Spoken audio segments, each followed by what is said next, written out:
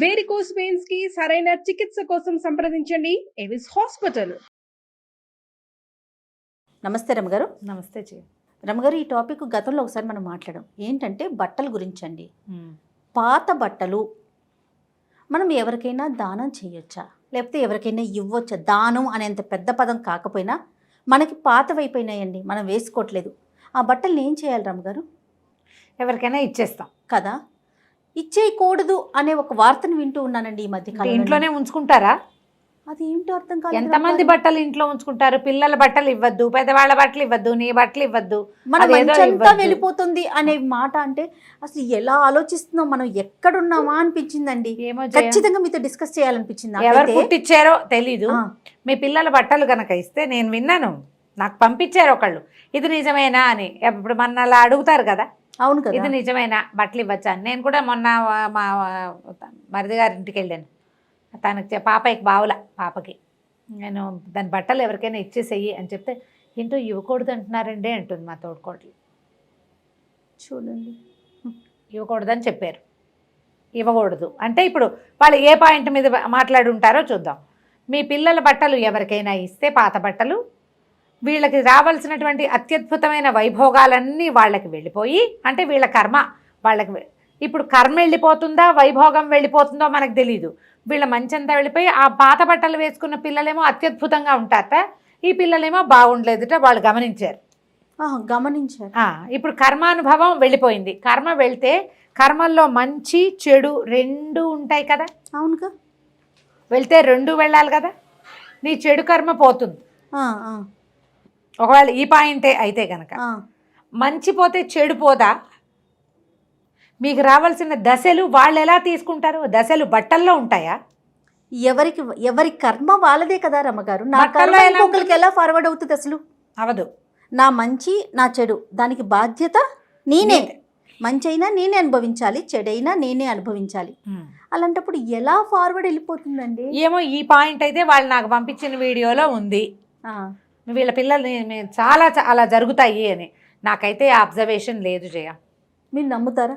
నేను నమ్మను. ఎందుకంటే నాకు చాలా చిన్నతనం నుంచి, అంటే ఇప్పుడు మరి నేను ఏజ్డ్ పర్సనాలిటీ కిందే లెక్క కదా, చాలా చిన్నతనం నుంచి గంగిరెద్దుల వాళ్ళు వచ్చిన దాసులు ఎవరైనా వచ్చినా తప్పకుండా బట్టలు ఇచ్చేవాళ్ళు. మా ఇంట్లో మా తాతగారు బట్టలు ఇచ్చేవారు, మా నాన్న బట్టలు ఇచ్చేవారు, నాయనమ్మ చీరలు ఇచ్చేది, మా అమ్మ చీరలు ఇచ్చేది. పిల్లలవి పాత బట్టలు పాలేళ్ల పిల్లలు వేసుకునేవాళ్ళు. పైగా అందులో ఆ దానం చేయటంలో మనం సరి అయినది చేయాలి. పాత బట్టలు ఇవ్వచ్చు, ఒంటి మించి విప్పి హ్యాంగర్కి తగిలిచ్చిన బట్ట తీసి నువ్వు వేసుకొని ఇంకోళ్ళకి ఇవ్వకూడదు. అది పాపం, తప్పు చేయకూడదు. ఉతికిన బట్టే ఇవ్వాలి. మురికి గుడ్డ దానం చేయకూడదు. దానం అంటే ఇవ్వడం, పెద్ద దాన ప్రక్రియ వ్యవహారంగా తీసుకోవద్దు. మురికిది ఇవ్వద్దు, చింకిది ఇవ్వకూడదు. ముట్టుకుంటే చిరిగిపోయేలా ఉన్నా కూడా బయట పారేయాలి. అది ఏ తుడుచుకోవడానికో వాడుకోవాలి. ఇప్పుడు మన పిల్లల బట్టలు ఎవరికి ఇవ్వకూడదంటే, పిల్లలు పుట్టడం మనకి ఇదివరకట్లాగా సంవత్సరానికి 5 జతలే మనం కొనుక్కుంటున్నామా జయ? ఎప్పుడు గుర్తొస్తే అప్పుడు బట్టలు విపరీతంగా బుక్ చేస్తామా? నా చిన్నప్పుడు నేను చెప్తాను జయ, బాగా సంపన్నుల ఇంట్లోనే పుట్టాను నేను. ఎంత లిమిటెడ్గా బట్టలు ఉండేవో, ఒక్కొక్కళ్ళకి ఒక్కొక్క అరే సరిపోయేది, కొత్తవి పాతవి పెట్టడానికి కూడా. సంవత్సరానికి ఒకసారి సంక్రాంతి పండగ వచ్చినప్పుడు మా అక్కయ్య 4-5 జతలు 5 జతలు కుట్టించేసేది, 4-5 ఒకేసారి, అంతే. మధ్యలో ఎక్కడికైనా ఏదైనా ప్రత్యేకంగా ఒక ఊరు వెళ్తే అక్కడ ఏదైనా మా నాన్నగారు ఒకసారి పోచంపల్లి లంగా ఒకటి పట్టుకొచ్చారు, చాలా బాగుంది, అద్దు కుట్టికి నా కోసమని పట్టుకొచ్చారు. ఎన్నేళ్ళు అదే పట్టులంగా, ఇంకా ఏ ఫంక్షన్ అయినా అదే, అంతే, అలాగే ఉండేవి. ఇప్పుడు మనకి బట్టలు విరివిగా విపరీతంగా. అప్పుడు బట్టల కొట్లు ఎన్ని చేయ, మా బందర్లో 4-5 షాపులు ఉండేవి. ముందు దోరడ్లాస్ ఏదో ఉండేది, బాగా బాగా చిటిపిల్లగా ఉన్నప్పుడు. కాస్త బాగా ఊహొచ్చి కొంచెం స్కూల్కి వెళ్ళడం మొదలుపెట్టిన తర్వాత పెద్ద హై స్కూల్కి వచ్చాక బాబు వెనుకో వచ్చింది. ఆ తర్వాత వాళ్ళదే ఇంకో షాపు. అట్లా కొన్ని షాపులు ఒక లైన్లోనే ఉండేవి. సందుకి బట్టల షాపులు లేవు. ఇప్పుడు నువ్వు చూడు, మనం ఇటు నుంచి ఇంటికి వెళ్ళే సందులో కూడా ఓ డ్రెస్సులు వేళ్లాడేసిన కొట్లు కనపడతాయి. అవును, అసలు కొట్ల దాకా అవసరం ఏముంది రమ్మగారు? ఫోన్ ఉంటే చాలు. ఇళ్లలో బట్టల మీద ఉంది, ఫోన్లో ఉంది. ఫోన్లో మింట్రా సంట్రా ఎన్ని బుక్ చేసామో వచ్చేస్తుంటాయి డజన్లకు. అందరూ విరివిగా బట్టలు కొనుక్కుంటున్నారు. ఇవాళ రేపు మనం హాయిగా ఉండటం అంటే మంచి బట్టలు కొనుక్కుని వేసుకోవటమే మన జీవిత విధానం, అంతే. ఇప్పుడు ఈ ఇన్ని వందల జతల బట్టల్ని ఎవ్వరికీ ఇవ్వకుండా ఎలా ఉంచుతారో చెప్పు. సరే ఉంచుకున్నారు ఉంచుకో. అది పక్కన విషయం. ఇస్తే మీ అదృష్టం మొత్తం పోతుందంటే ఎట్లా అదేం రమ్మగారు అసలు? పాయింట్? దిక్కుమాలిన పాయింట్, మీనింగ్లెస్ పాయింట్ అని చెప్పాలి. అదృష్టాలు పోవు, అలా జరగదు. ఇచ్చే బట్ట అవతల వాళ్ళకి ఉపయోగపడేదిగా, వాళ్ళని సంతోషపెట్టేదిగా, వాళ్ళు హాయిగా వేసుకునేదిగా ఇవ్వండి. ఇచ్చి పుచ్చుకోవటం అవసరం కదా రమ్మగారు ఏమో కదా. మరి. ఇక ఇలాంటి వాటి వల్ల ఇచ్చే ఆలోచన ఇప్పుడు ఇది బట్టలకి తర్వాత ఇంకొక విషయానికి వెళ్తుందిగా. అన్నం పెట్టకూడదని కూడా చెప్తాం రేపొద్దున మనం. అంతేగా. ఆ. అసలు మీరు ఇంట్లో నుంచి అన్నం ఎవరికైనా పెట్టారో అంతే అంతే సంగతులు. ఇంకా అసలు మీ మీకు సంపద అన్నమే అంతా పోతుంది. దొరకదు అని పుట్టించారు అనుకోండి. యూజ్డ్ క్లోత్స్ ఇవ్వటం వల్ల ఏ పొరపాటు, ఏ కర్మాలు ఏమీ అవ్వవు. మన వస్తువు ఇంకొకళ్ళకి ఉపయోగపడితే వాళ్ళ సంతోషం మనకి ప్లస్ అవుతుంది. తర్వాత మీ ఇంట్లో నుంచి నెగిటివ్ థింగ్, వాడని బట్టల్ని మూటలు కట్టి అలా ర్యాకుల్లో పడేసి పెట్టే బదులు అది ఇంకొకళ్ళు యూజ్ అయితే ఈ నెగిటివ్ ఫోర్స్ బయటికి వెళ్తే పాజిటివ్ అయిపోతుంది. ఎప్పుడు నెగిటివ్ థింగ్ ఇప్పుడు 0 అనుకో, లేదు, ఆ లేదని నువ్వు రోడ్డు మీద పెట్టావు, మా ఇంట్లో ఏమీ లేదు అని పెట్టావు, లేదనుకున్నావు, అసలు లేదు అనే మాట ఏమీ లేదు రమ్మగారు అని చెప్పావు నాకు. పోనీ ఇది తీసుకో నేను నీకు ఒకటి ఇస్తా. వచ్చింది ప్లస్సా? 100%. నెగిటివ్ ఇది పాజిటివ్ కదా. ఇది అయ్యో పాపం అక్కడికి వెళ్ళి తెచ్చుకోవచ్చు అని చెప్తా, నాకు ఒక అవకాశం. ఇది కూడా ప్లస్సే కదా. వాళ్ళు ఎవరినో వాళ్ళకి చెప్పు, వాళ్ళు నీకు హెల్ప్ చేస్తారు అని చెప్తా, అది కూడా ప్లస్సే కదా. 100% అండి. అంటే ఒక నెగిటివ్ని బయట పెడితే 3 పాజిటివ్ ప్లస్లు వచ్చాయి. మీ ఇంట్లో ఉన్న నెగిటివ్ ఫోర్స్ని బయట పెట్టండి, అది భయంకరమైన పాజిటివ్ ఎనర్జీగా మారిపోతుంది. అది జరగాలి. అంతేగాని ఇవేమో ఇస్తే ఏమైపోతుంది. ఎన్ని బట్టలు దాస్తావమ్మా? మా ఇంట్లో కూడా పాత బట్టలు ఉన్నాయి ఏమున్నాయో నేను చెప్తాను, నాకు నవ్వొస్తుంటుంది ఎప్పుడైనా చూసినప్పుడు. మా అమ్మ పెద్దవాడు పుట్టినప్పుడు వాళ్ళ నాన్న ఫస్ట్ కొనుక్కొచ్చిన 3 చొక్కాలు ఇంతంతవి. ఆ చొక్కాలు వాడి తర్వాత ఇప్పటికి కనీసం 12 మంది పిల్లలు వేసుకున్నారు. మళ్ళీ వెనక్కి వచ్చేస్తే పుట్టగానే వేయటానికి పాత బట్ట కావాలి. ఓకే.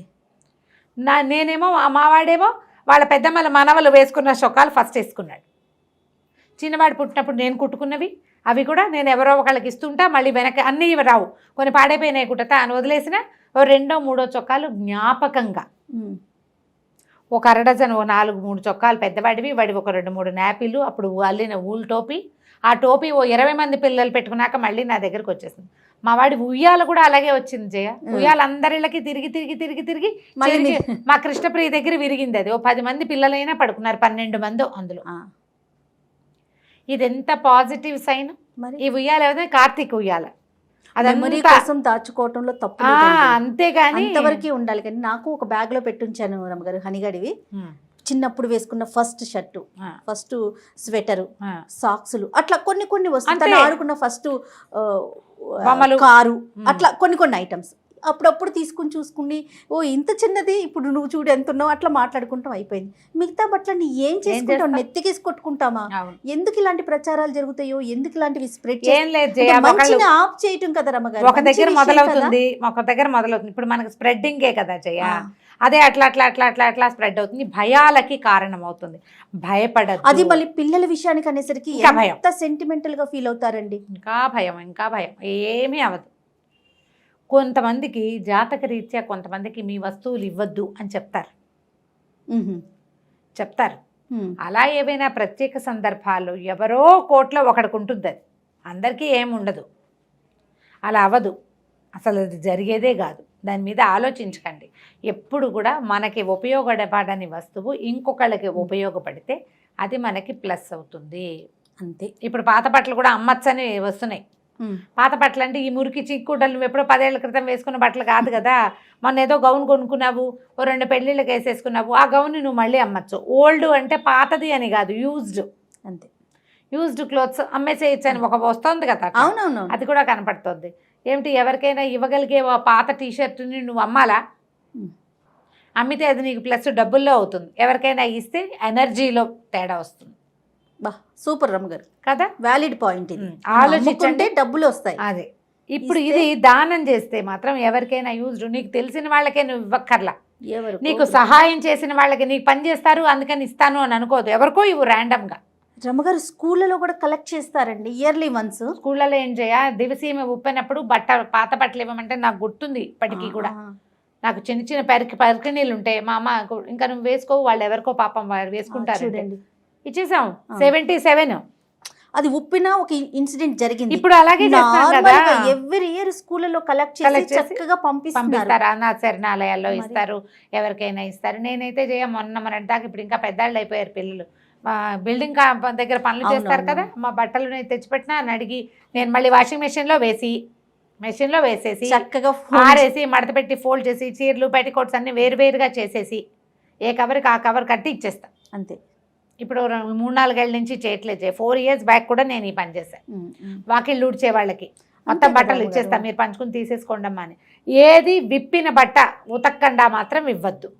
ఒకవేళ చిరిగింది మీరు ఇచ్చారు, చిరిగింది అని చెప్పి ఇవ్వండి, వాళ్ళకి నచ్చితే కుట్టుకుంటారు. అది చిరిపోయిన గుడ్డ ఇచ్చారు చీ అని వాళ్ళు మిమ్మల్ని అనేలాగా చేయొద్దు. చిరిగిపోయిన ఇంట్లో ఏమైనా తుడుచుకోవడానికి కాళ్ళ కింద వేసుకోవడానికి వాడుకోండి, బొంతలు కుట్టించుకోవచ్చు, కాళ్ళు తుడుచుకునే పట్టాల కింద వాడేసుకోవచ్చు, కిచెన్లో వేస్ట్గా వాడేసుకోవచ్చు, వీటిని వాడేసుకోండి. వాడుకోగలిగే రకపు గుడ్డని వాడేయండి, వేసుకుంటే బాగుంటుంది ఇది ఇంకా కొంతకాలం అనుకున్న దాన్ని నిర్మోహమాటంగా ఇచ్చేయండి అమ్మా. అదంతా పాజిటివ్ ఎనర్జీయే కానీ మీకు కానీ మీ పిల్లలు కానీ మీ తాలూకు అదృష్టాలను ఇచ్చేస్తున్నామని మాత్రం అనుకోకండి. అది చాలా పొరపాటు, తప్పు ఆలోచన. పూర్వకాలం నుంచి వచ్చింది ఒక పాత బట్ట ఇవ్వటం. ఎందుకు ఈ కొత్త పిచ్చివన్నీ పుట్టిస్తాము? అవునమ్మ గారు, అనవసరం కదా. అంతే కదా, పాజిటివ్గా ఆలోచిద్దాం. అది. నమస్తే అమ్మ గారు. నమస్తే.